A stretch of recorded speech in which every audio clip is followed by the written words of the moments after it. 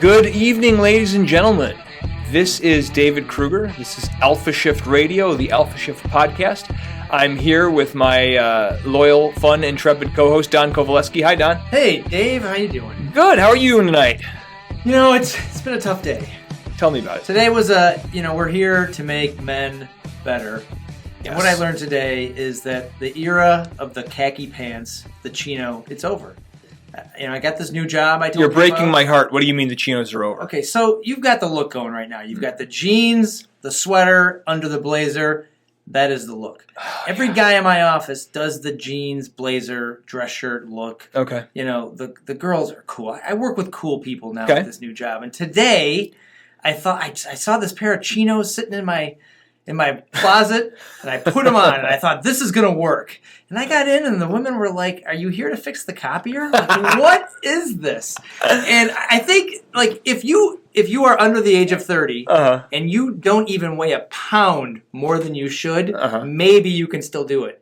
But when you get to be mid-40s like myself, that's funny. It's dad wear. Oh, and that's funny. It was defeating, but it just needs to be retired. Well, I'm sorry if that was difficult, Don. I gotta say, as I was listening to you talk, I have not worn a pair of chinos since 1999. Smart. So I mean, I didn't really think about it, but yeah, I guess I haven't. And so, I know it's funny to realize something that was so near and dear to you has passed. Right. I always it's cool. Indiana Jones wore khaki pants. Yeah, and he looked good in them. That's awesome. Yeah. He's Harrison Ford, but it looked good, and so I always felt like the confidence of Indiana Jones when I'm wearing khaki pants, and today it all came crashing down. So, men, that's a subtle thing you can do. Just don't go with khaki pants. Don't go with khaki. And it's okay. I mean, go with whatever. I tend to like classic looks, but I guess it's got to be kind of where the trend is going. If Indiana Jones were young and active in 2020, maybe he would have like the blazer and the jeans. I don't know. Yeah. And maybe a fedora, some kind of twist on the fedora. He'd have jeans. He might have even the Lululemon pants. Yeah. I really think he might. He was hunting for relics these days. But Alpha Shift. If we can do one thing, we have a lot in store. But if we can do one thing, just really rethink the khakis. The khakis. And go, not Dockers. No. Don't do that. In the Alpha Shift course that currently exists, which is going to be retired this year, so grab it now if you want it, because I'm going to be replacing it with an all-new course. I actually go into a fashion segment, talking about you need to dial in your style. And, I tend to, guide them toward this kind of a more classic look. I'm not into the faddish, like the skinny jeans and the beards and the stuff. And then we're seeing, some of that really trendy stuff. That young only people the genetically gifted can actually wear the skinny jeans anyway. And a lot of guys who aren't genetically gifted are doing that. I know. Yes. And so, you want something that you're not going to be embarrassed, looking at pictures of yourself 20 years from now. And there are certain looks that are always like classic. Chinos were always a classic look. Maybe they've even passed out of being a classic look. That shocks me. Yeah, but like a blazer. I think they're gone. So like my boss, he's cool. He wears dark shirts. Okay. A suit coat. So he doesn't even wear a blazer. He wears a suit coat. A suit coat's perfectly fine. And then jeans.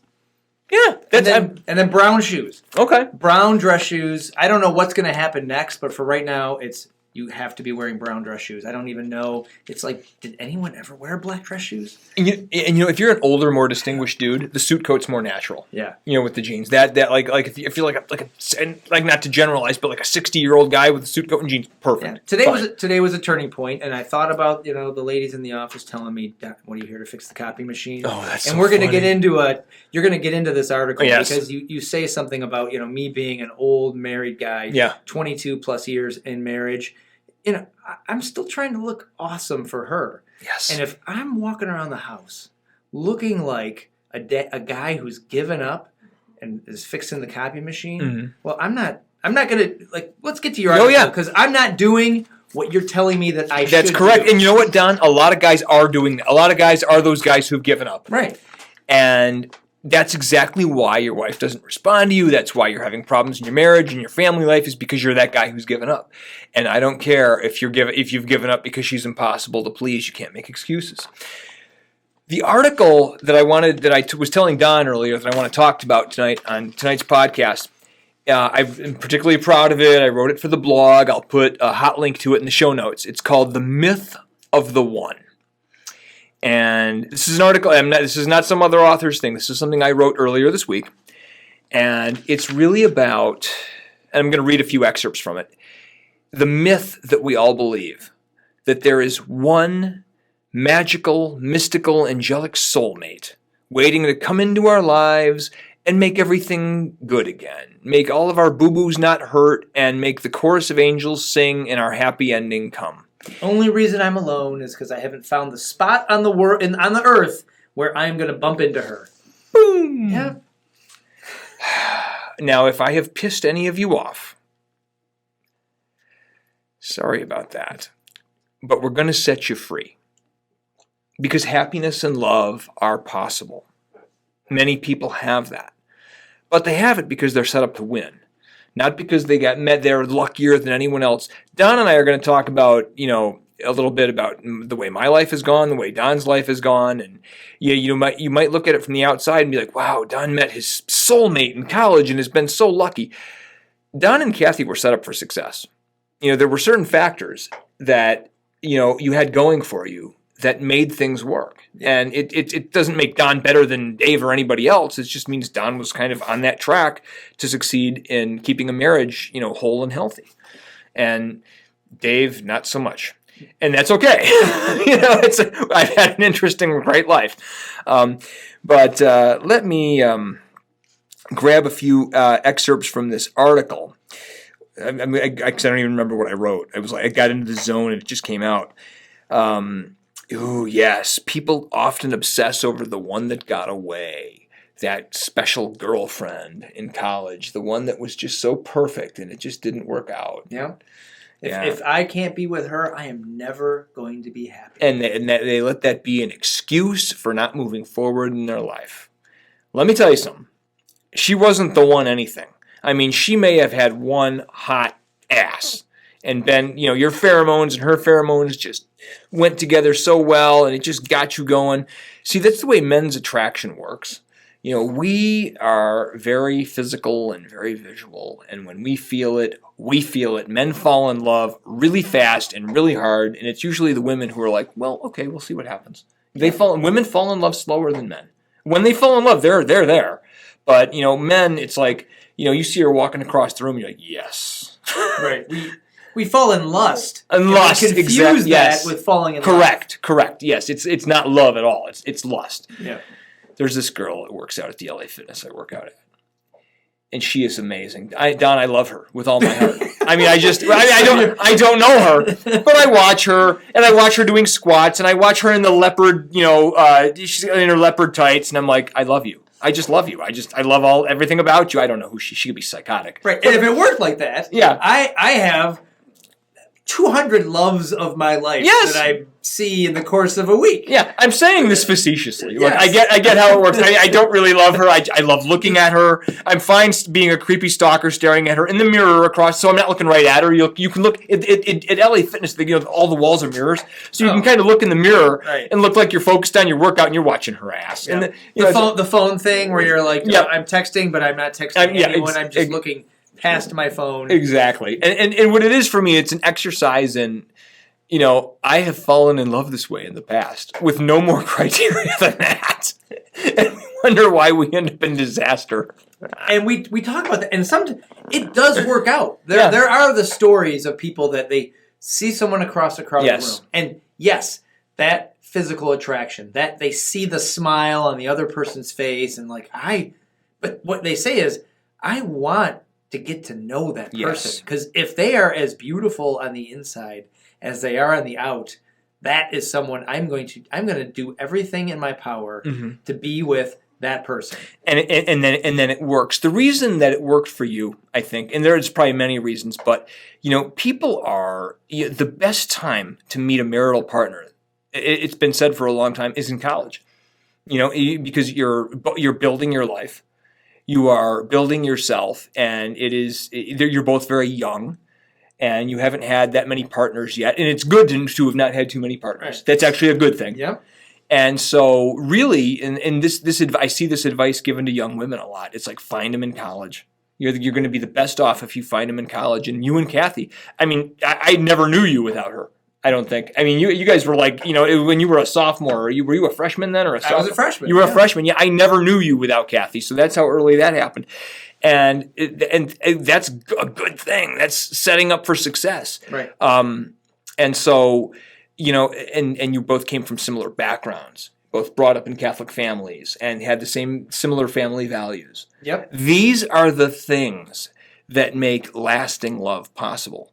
It's not rocket science. It's similar values, compatible backgrounds. The fact that you're going to want the same things throughout life, pretty much. Yeah. But so we talked about this, the one, and that's what your article talks about. Is it a myth? And yes, there are stories about those lightning bolt moments that people have, and they do exist.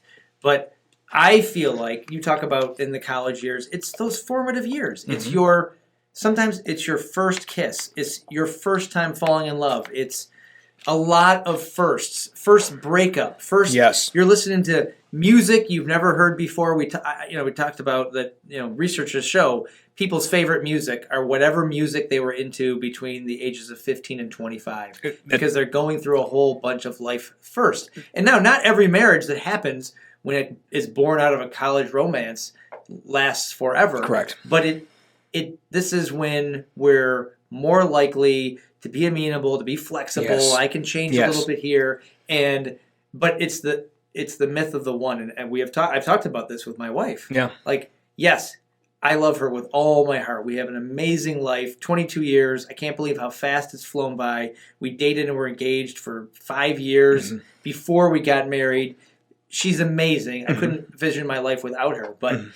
Is she the one? Is she the only person that I could have married? And I say this as a compliment. Mm-hmm. I think she's pretty awesome. Yeah. And if I had messed up, slipped up, not paid attention, wanted to party, do something, I guarantee another man on this earth would have fallen in love with her. Absolutely. Because she's smart. She was motivated. She knew what she wanted to do. Yeah. She had a great family. She's as nice as a person can be. I'm the only one that she could fall in love with, and the only guy, and I'm the only guy that would fall in love with her. So she's awesome. Yes. I like to think I've got some good qualities. You have many good qualities. I'm sure somebody would have scooped you up too, Don. I think I fooled her for 25 years. Yeah. But I believe in this notion that there isn't like the one. I agree, because it's really a matter of a number of success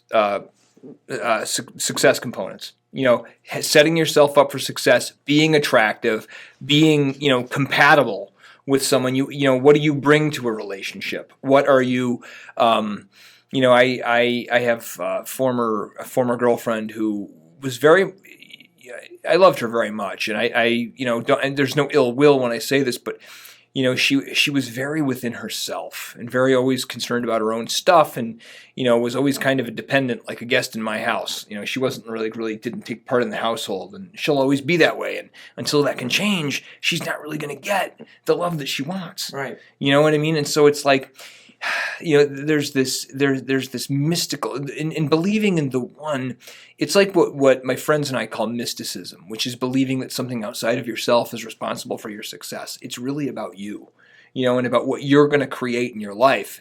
And if you're going to have a successful relationship, it comes from you first. Mm-hmm. You and Kathy both have those winning components. You came from good families. You came from good, solid, family-oriented backgrounds. Right. You were looking for what you were looking for. We wanted the same things. When we started to talk about our futures, yes, the future that she envisioned for herself matched a lot of what I envisioned for myself. And here we are 22 years later, we are living out that future. The vision we had and dreamed about in college when we didn't. You don't know what the hell you're doing in college, but we knew what we wanted. Yes. And that's what just, merged us together. And when you spell it out like that, it's not magical. It's not rocket science. It's like it's common damn sense, isn't it? Right. Yes. So you had this girlfriend, who was really kind of self-absorbed. If I'm listening to you right. Yeah. So maybe if you were the type of guy and you had golf leagues and pool leagues and a bowling league and you like to go hunting,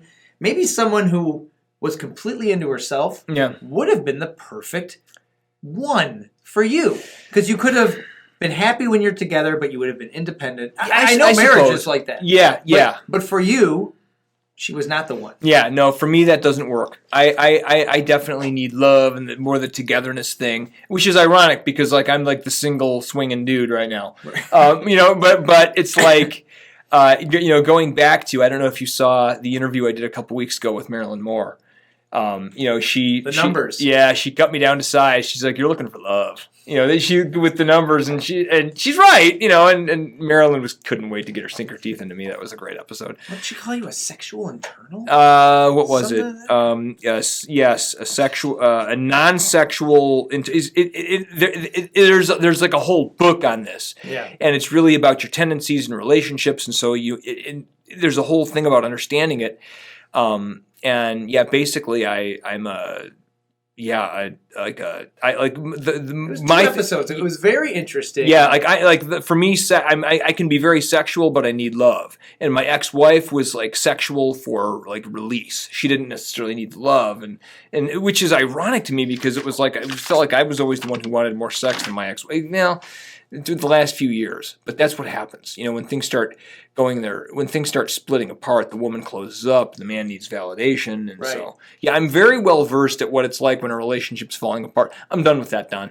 So when I was listening, I hate to go back, but 2 episodes ago, Marilyn said that it wasn't that she felt a relationship and a connection with you, and that's not the type of sex that she wanted. Which is why she had the affair. Yeah. Because that was just like instant pleasure, no emotional attachment. Yeah. And I don't know, it made sense to me. It was heartbreaking to hear her spell it out, but that's what I heard. Yeah. And it's it's very hard for someone that you care about to actually be intimate and then talk and share your feelings and maybe my frustrations and some of my doubt. Oh, that's difficult. Yeah. It's the hardest conversation to have. Yeah. But it's easy just to have a wild fling. Yeah, easy. Those are easy. Yeah. Because they come with nothing. There's no emotion. There's no connection. No emotion, no connection. I don't want to know your parents. Yeah. I don't want to know your friends. I don't care anything about you. I just need that release. So it was an interesting episode. And Don, her mother did the same thing to her father. I didn't think about that till after the episode. And it's like, damn it. It's another thing about the myth of the one. I have fallen in love with a lot of women who were bad news. And, she was sweet, she was wonderful, the sex was great, but the red flags were there. Yeah. I saw, and when you don't ignore red flags just because things are going great. And if she didn't want to, actively work to break the cycle, then it's not always that someone who comes from a certain background will automatically repeat that. Because I know many people who, if they're, alcoholic parents or, cheating parents or divorce, they work hard to make sure that never happens to them. Yeah, because they're motivated. They want to keep their family together. But if this ex of yours was not working hard, not at all, then they were just no interest in self-improvement at all. Repeating the cycle. Yeah, and I was on a call last night. I'm in a mastermind group, and I have an accountability partner. My partner Frank, he's a gin member. He's a 55-year-old guy, very, very successful business owner. He owns a multi-million-dollar software company. Single guy, good shape, dates a lot of women, and we were just talking about our priorities in terms of relationships, and he's like, I'm not really looking right now. He's like, it's more of a liability to me than anything. So he has these casual relationships, but he's like, I have to be focused on business. And, it's funny, you get to a certain age and you've been through a certain number of breakups, divorces, and it's, you get to that place where it's like you're not cynical or hateful, you're just cautious. Right. And it's got to be a different life cycle. Like, I don't want anybody listening to think that, okay, well, you finally get to this. Right. It didn't happen in college. So now it will never happen for me. And we go back to the one. How is it that all of these campuses all over the United States, I wonder what percentage of marriages are born of a college romance? Let's say it's even, it used to be a good many. I wonder now, is it 20%? Let's say 20% of all marriages started out of a college romance. Okay. So that means, it didn't happen then. I can't go back to college. I'm 35 years old. I'm 45 years old. Right. Like it'll never happen. I can't be in college again. But I think So what advice do we say then? Like, how do you put yourself into another group? Because in college, everyone's single. Yeah. No one gets married in high school and then goes off to college. Everyone is single, so there's all different single people, and you've got different classes, and you're changing every year, and you join some clubs, and so you really have the ability to meet a lot of people. And if you're lucky enough and you're relatively social, you're going to parties, you're seeing just groups of people walking out. You're going to go after the party to a Taco Bell or some Coney dog place or get pizza, and your girl's on your sister floor, and you just have so many opportunities to meet women. Now that world doesn't exist. You can't. The advice I would give, and I can tell you that the way I'm living my life now, is I am, first of all, at a place where there is no need, there's no desperation, there's no neediness. I am perfectly happy and whole within myself. That's the first thing, because that's absolutely necessary. You got to have a great energy. That's an attractive energy, and you're going to be able to create a great relationship with someone else. Another thing, as you're going through life, I'm, 46 years old now. I'm probably not going to meet a young woman and start a family and have 6 babies. I'm just saying that's probably on the less than 50% chance of happening at this point. Yep. And so what happens is you adjust your expectations. When you think about what your ideal relationship is going to be, okay, well, I could feasibly, have a woman who's got a couple of kids from a previous marriage. I mean, things, these things could happen. And so what you do is you adjust your vision of it. And it comes more, it's less of a traditional, like what you and Kathy did at 20 years old, because I'm just in a different place in life. So it's going to be more of creating a new family. And what are the values going to be, and what am I going to bring to that? And it's not about what I can get out of it. It's about what am I going to bring to these people, and how am I going to enhance their lives? Right. And what are my expectations going to be, and what will I tolerate? What will I not tolerate? How well do I know myself now? So there's a lot of opportunity for growth and for having a deep, good, loving relationship. But what it might look like on the outside changes as you go through the different stages of life. Oh, okay, and this is what we talked about in last week's podcast with Michelle. Yes. You just described a rubric of sorts. A rubric, yes. If you don't know what a rubric is, go back and listen to last week's episode, which by the time you're listening to this will be posted. But as the time we're recording this, I don't have it up yet. Yeah. But by the time you're hearing this, you're already adopting that. Yes. It just changes. Yes. Yeah. Yeah, when I first heard Michelle talk about the rubric, a rubric is, will you define it, Don? Okay, it's a rubric is that she was a teacher, yes. And so when a student in elementary school, middle school has to do like a research paper, the rubric will spell out all the things and what they're grading on and looking at, even maybe the number of points. So a strong and clear introductory paragraph, a very clear topic sentence, 3 supporting paragraphs, a great concluding paragraph, and then it's like the margins have to be right, indent the first word. Like, it's a rubric. Yeah. So it's kind of like, I've never written a research paper. Well, here's a rubric to tell you exactly what a research paper I've never heard the term rubric, like, so that was new to me. And you just basically check it off. It's not a checklist, because it's a square, and it kind of feeds off each other. A set of criteria. Yeah, it's a set of criteria. And so Michelle created a set of criteria. As she was single, she got divorced at 37, 38 years old and was dating again and created a rubric, which was a set of criteria for men she was looking for.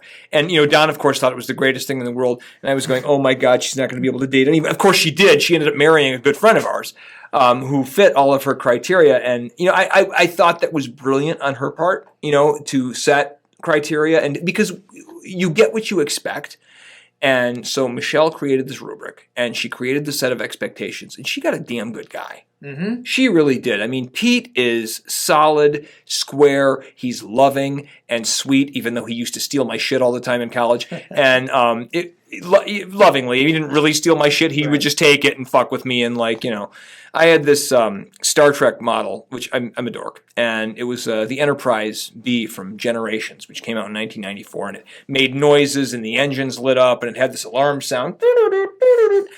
And I had it proudly on a display stand in my room in the fraternity house. And on a Sunday night, my roommate and I, Paul Schmidt, we were coming back we were getting groceries at Meijer's, and I came back and I was putting stuff in my mini fridge, and there was the stand with no ship on it.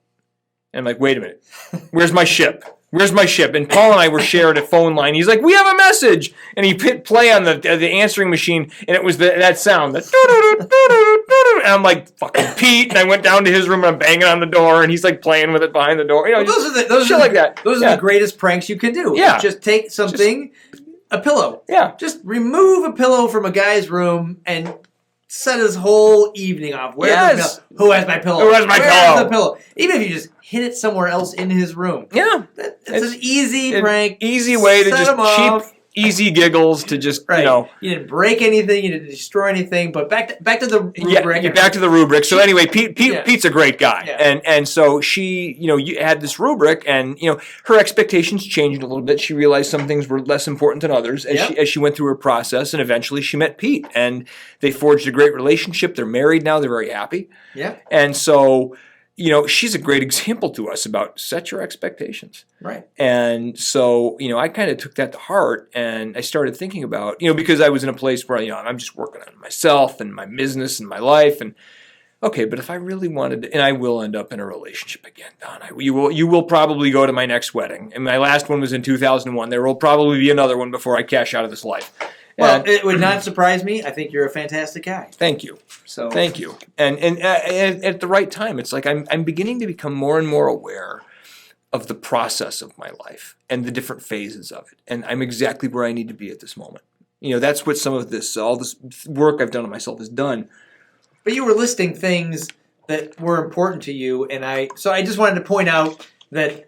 It didn't happen in college when I was surrounded by all these young single people, and we know a percentage, but it would be you made a nice list. Like it has to be healthy, has to be reciprocal, has to be a partner, a mental equal. Yes. And if you make a line in the sand, like I'm never ever going to date someone who had a previous marriage. Well, at 45, 46 years old, that's tough. That maybe an expectation, like Michelle, she had something very religious. The Catholicism was very important, and she dated a guy too long just because he was Catholic, because she thought that was so important. And eventually she threw her rubric out and realized, okay, I know in my head kind of what I'm looking for, but that was less important. She learned to trust herself. Right. Yeah. Pete wasn't a Catholic. He is now. He converted for her, but that's how much love and reciprocal. But I listened to you make that list, and it's that same thing. Yeah. You cannot be 19 or 20 again. No. You are 45, and there are other 45-year-olds, and I know many women recently divorced, and I know some who've never married. I mean, I can still date I can still marry a 30-year-old. Right. I could do that too. It would just depend. But it's really more about who she is on the inside. Honestly, when it comes to marriage, it really is. It's about shared values. Will we be going in the same direction together? Are we likely to grow together? There's another dating coach I follow. He's a great guy, Corey Wayne. He's in Florida, and he puts out really good articles. And he said something in one of his newsletters that blew me away because it affected it applies to my life. He said, you can have the right person and they're just perfect for a few years, and then you grow in different directions. That's a tough one, because I've had that, where it just seemed so perfect, and then after a while it wasn't. And so that's where I think really asking the good, tough questions about what do you really want out of life, and really paying attention to the answers. That's where that comes in. That's how you can never totally hedge against, growing apart. But if you really know who someone is at their core and where they're really going in life, that doesn't tend to change all that much. Yep. You know what I mean? So if you're really paying attention to that stuff and not being so about, being in love and being in the moment, that's great too.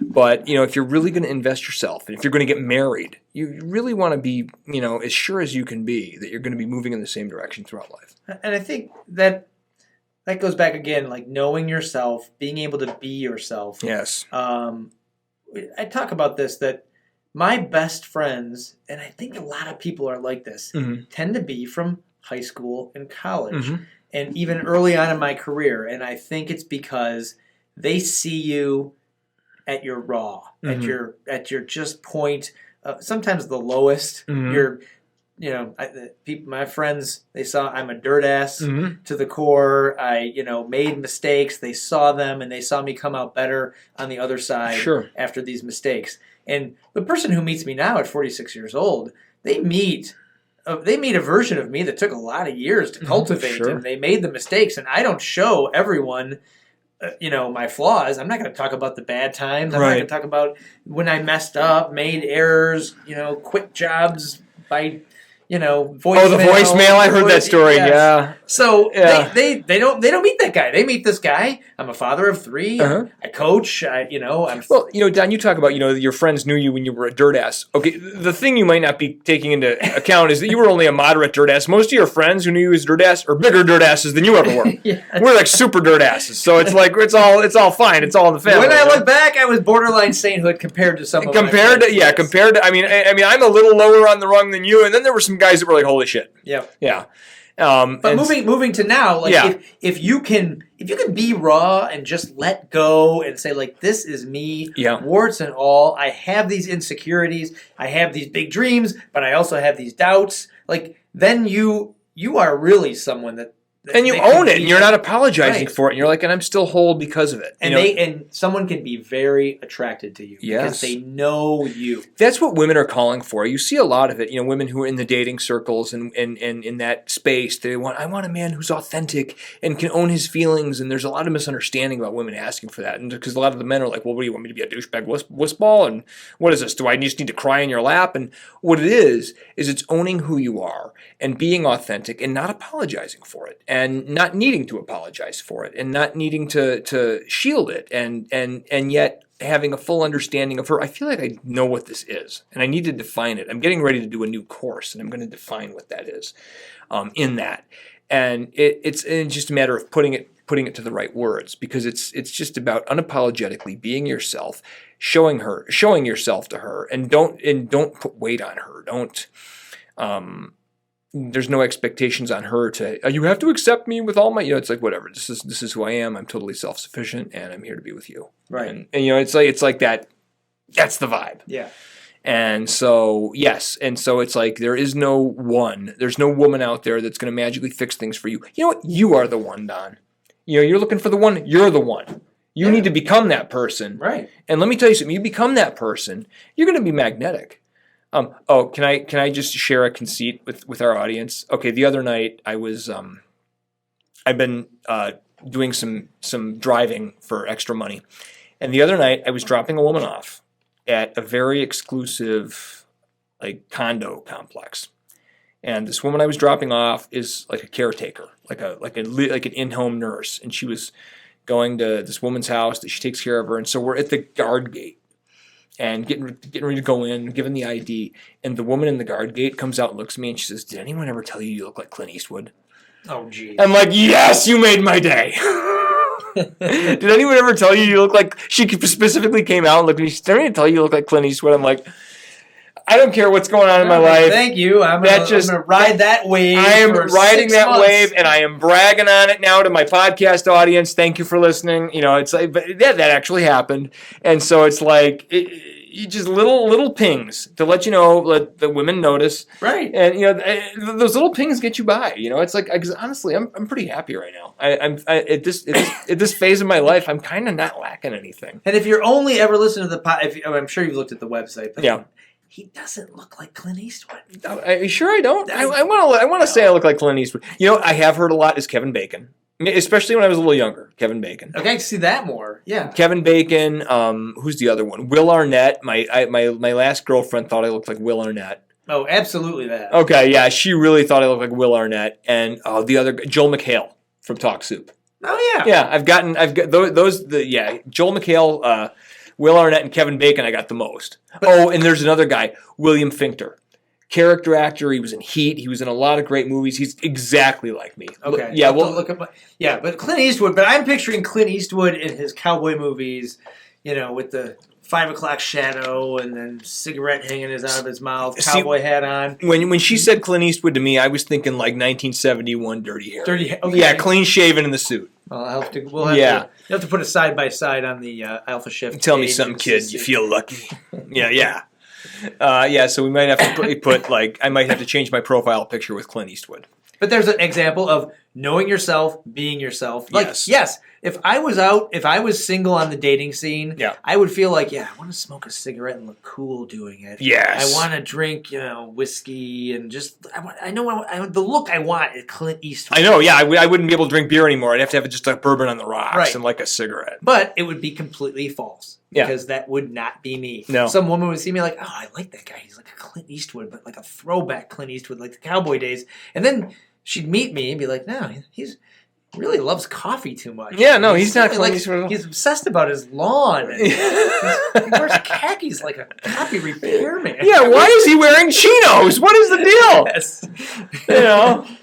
But that is like, be honest. Yes. So when someone meets you, they're meeting you. Yes. Yes. And that is, so many people are afraid of that, Don. There's, it's like there's that one of the big complaints in the dating world is that just people are not authentic. They are not honest. That's a big problem women have with men, and vice versa. And does it get to a point where maybe you're down the road a ways, you're 35, you're 40, and it hasn't happened, you haven't had that lightning bolt moment of falling in love, are you starting to think, well, maybe me is not working. Maybe I need to invent this persona. Yes. Maybe, and I think yes, a lot of people do that. And then it's phony. Yep. Because you're acting a certain way versus, okay, what do I need to do? I need to be athletic. I need to get in shape. Then become someone in shape who cares about their health and their physical appearance, eats the right food, because then when they meet you, that is you. Yes. You are into your health. Yes. And not just, I read an article and on the date, eat a salad because I'm a vegetarian and I have been for 2 weeks. Like, eat what you want. Eat what you want. Eat what you want. Yeah. And and that's another thing I teach in the Alpha Shift is you need to get your ass in the gym. You need to get in shape. And, sometimes for a guy, it's like, okay, I want to be more attractive to women. That'll get him off his ass into the gym to begin with. But ultimately, you sustain it because you like being healthy. You like the way you look. You like being yourself. You feel good in your own skin. That's what makes it worth it. And that's what's really going to make you attractive. It's not so much I've got like bigger biceps than I used to. Women don't care that much about that stuff. They care that you look like someone who takes care of yourself, takes pride in yourself, who can be a protector, a provider, who has things handled. Those are the things that are attractive, and a good physical appearance can project that as long as you're not like a bodybuilding narcissist who's kissing his biceps and like looking at himself in the mirror all the time.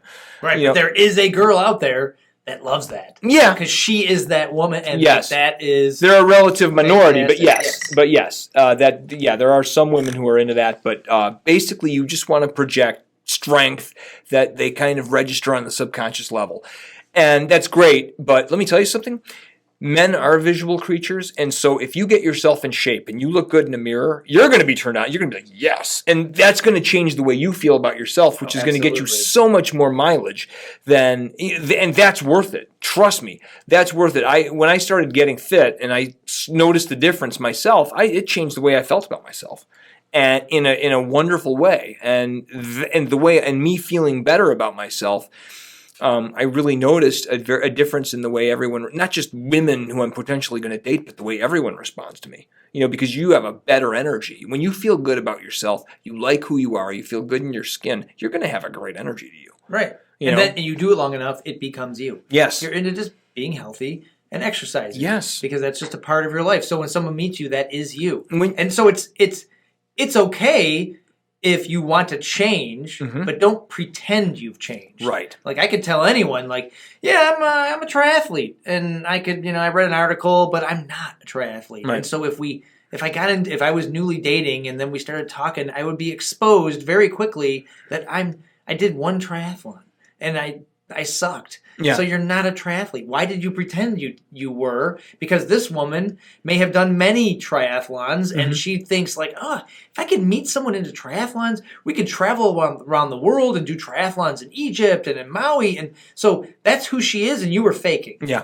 And so it's okay. Fix that. Because maybe if you truly, truly want to be and run triathlons and get into it and get better, then that's great. Yeah. Because then you're going to meet people that way. Yeah. So it's okay to try and be better, to change yourself. Yeah. Again, going back to last week's podcast, if it's not working for you and your thing is about halfway into the date, I take off my shirt.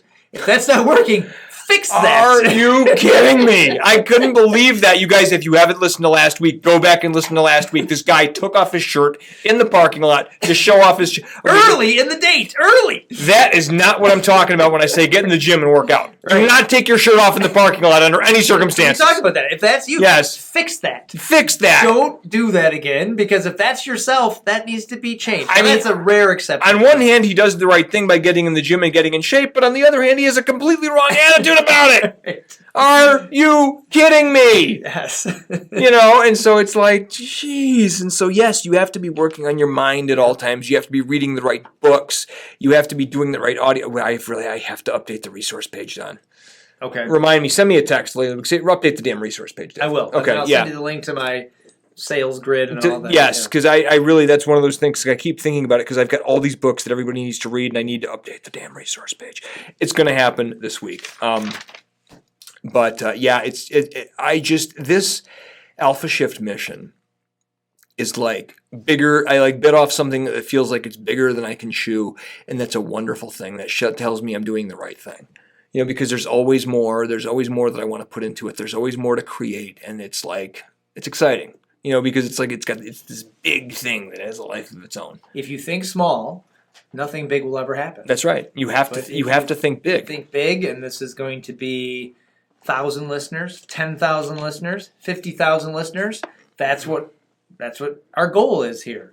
You want to help people. You want to help guys. You want to help dating, romances, make better at their job, better at life. You make that the mission. You keep putting out things like you wrote this article today. It's a good mission. Don, I look at some of the problems in the world, and I look at how far behind men have fallen in some of the not that I want to be negative or it's all, but look at some of the challenges ahead of us. And sometimes it feels so overwhelming. It's how can little old me even make a dent in that? And that's how you're on the right mission. Yep. It's got to be that big. It's got to be that ambitious, and it's because I wonder, it's how can I even take a bite of that? And but you've shared comments from listeners, and emails and texts from listeners, and that's got to motivate you. It does. If one guy says, you've made a difference. I don't know if I told you this when we were in. We're gonna finish out tonight talking about being the one. I had two subjects I was going to talk about tonight. We're going to take the next subject and do it next week, where Don and I confess what happened in Fort Lauderdale at the beginning of February. We'll talk about it more in depth next week. And there's a lesson in it. There's a lesson in it. There's a lesson in thinking big, following your dreams. Yes. And even if someone says, no, you can't do that, it'll never happen. It will. As an aside, though, this is an aside, and this happened in Fort Lauderdale. We were together with several of our old friends from almost 30 years ago now, my God. And, back in the day when we were all debaucherous fools, young kids, you have a group of, 20, 30, 40 guys. And some of them are the cool guy who can hook up with any chick. Some guys are kind of dorky. Some guys are kind of, you have the whole spectrum. Yep. And I always did okay. I was a little dorky. I was not the super cool guy who was getting every girl. But one of the guys who was that guy, sat me down and he's like, so I love this podcast you're doing. It's really awesome. You're kind of like a Jordan Peterson. And it was just the compliment. And the way I was like, holy shit, and it was that was a compliment that might have meant more to me than almost anything, was to hear it from him and for him to be into it and just to know that he was watching, and this was a guy who back in the day it was oh God, he did it again. I don't remember, what I'm talking about. Yep. And it was we're not going to name his name. Yeah, we won't name his name to protect the innocent, in his new married settled life. But it that meant a lot to me. That at this point in my life, I'm putting it out there and making a difference and becoming who I always wanted to be. You know what I mean? I think there was an element, in my callow youth of not quite being comfortable in my skin. Not quite knowing how to express myself as the person I really wanted to be. And that came with time and experience, life experience. I think the older I get and the more people I talk to when I can dig past the surface, everyone feels like that. In fact, I was just talking to someone, and I read this article, and I should have sent this right to you immediately, because they talk about, sometimes there's a sense that, I think I'm doing good at my job, but sometimes, like, am I fooling everybody? Is today the day I go into work and everyone realizes Don doesn't know what the hell he's doing? Don is a hack. Why do we let him work here? Right, and I was talking with my cousin, and he said, do you know that there is a stat out there that like 35% of CEOs live with that fear of fraud every single day? Wow. Because they have the MBA, they've been CEO somewhere else, they've been headhunted away to be CEO somewhere else, and a third of them think that they're frauds. They feel like they don't know what they're doing. Wow. And so if you are out there and you're listening to this and you feel like, oh, well, Don and Dave, they got it all going.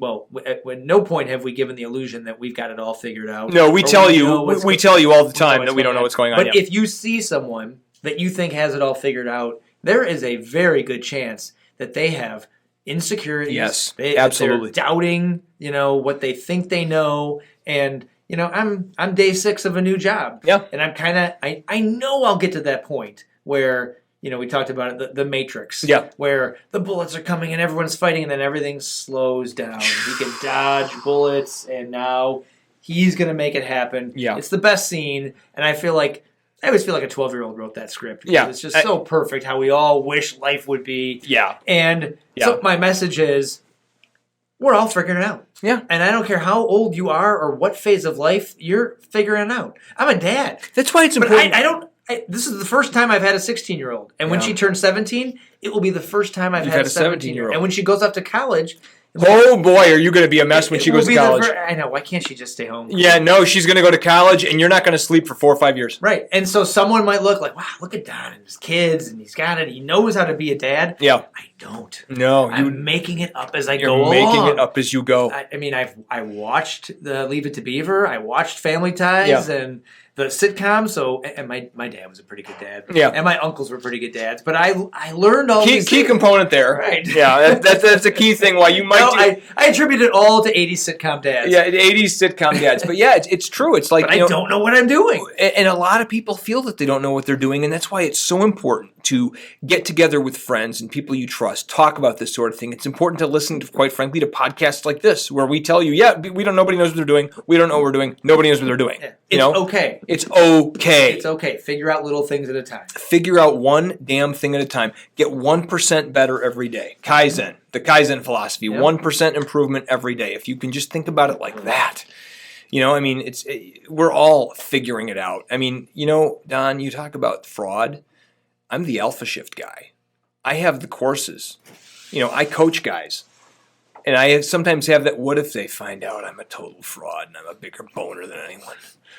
I'm not. I reality check myself. I've learned a few things. I've had a few successes, but there is that almost irrational feeling. Well, we know enough to admit we don't know everything. Yeah, and you know what I do is what I tell people in the beginning of the course, in my first course, I'll tell them in the next course, I say, look, guys, and I try to this is kind of how I get relatability. I get to that place. I'm like, look, I am not some holier than thou guru. I'm a guy like you. I might be 2-3 chapters ahead of the book, and I learned a few things I can help you to get you here. That's the way I want you to think about it. Yeah. I'm not some infallible guru. I'm learning too, and you're going to go on this learning journey with me. And I hope that creates a sense of trustworthiness and relatability, because that's what I would want, I think, that's what I would need to trust somebody. Yeah. There's a lot of people who present themselves as like they're all that, and that just turns me off. And last week we had Michelle on. Yeah. And so that was a great episode. Again, we keep referencing it. Go back and listen to it, because maybe her message and how she approached things, that will resonate with you. Maybe it won't, because the week before, Marilyn with her numbers, and that, some people are going to be like, this speaks to me. I think if Michelle had Marilyn's resources, she might have employed that. She might have been into that. It's just a matter of how well do you know this stuff. And quite frankly, as the Alpha Shift guy who teaches this, I need to learn some of that stuff better so I can pass it on. Yeah. But Marilyn and I had a talk, and I'm probably going to use her. Meaning, like when I'm going to be launching a program later this year where I'm going to be working with some guys one-on-one. So if you're listening to this and you're interested, there will be a one-on-one chance to work with me one-on-one coming up later on this year. And what I will probably do is be referring guys to Marilyn. She does her own coaching, and so I will probably be working in conjunction with her rather than having to rewrite reinvent the wheel. I'm going to bring her in, and so you have her as a resource for guys and couples working with me. Yeah, so guys, don't be afraid to reach out. Yes. It's not Dave working in a bubble. No. He is just, if you're listening to this and you wish you could talk, call in, ask questions, yes. This is your chance. Yes, please. In fact, Don, glad you mentioned it. If you're watching this or listening to this right now, what questions do you have? What do you want to talk about? Send us your questions. If you're watching this on Facebook or on YouTube, put a question in the comments. You can send an email to support@thealphashift.com. Tell us your situation. Tell us everything. I'll print it up and I'll bring it on the show and we'll talk about it. Yeah. We really want to address what you guys are concerned about, and so. Yeah, we really. In fact, let's get a few questions in here. We'll make a show about that. Yep. I get 5-6 questions, and that can pretty much be the show. Yeah, that's all it takes. If this was a show about cooking, we'd want your questions and what do you do and how do you get that souffle to rise? Yep. Yeah, and every week we'd have a different topic. So this is the same thing. We're baking a great life for the men who listen. And as we learned from Michelle last week, she listens all the time. She loves what we're doing. So if you're a woman out there and you want to, just ask questions of two guys, we both have different walks of life, long, different backgrounds. We're each going to give you a little different perspective. I find it so heartening when women, right? Because I've gotten several notes from women. Usually they message me privately on Facebook or on some other medium, and they're just, I love what you're doing, and it's cool. It's like we're on the right track. They like what we're telling men. It's like, yes, please tell them that they need that. Yep. And so don't wear khakis. Don't wear khakis, for the love of God. Burn all of your khakis. Maybe they'll come back one day. I'm waiting for handlebar mustaches to come back. I've been waiting since 1979. I'm still waiting. But, all the facial hair that is acceptable now. The beards now. No it's like, handlebar mustache. Why want a mustache, like an old Burt Reynolds mustache? When is that going to come back? I think if you maybe I should just do it. If you grow it, it will be back. It will be, yes.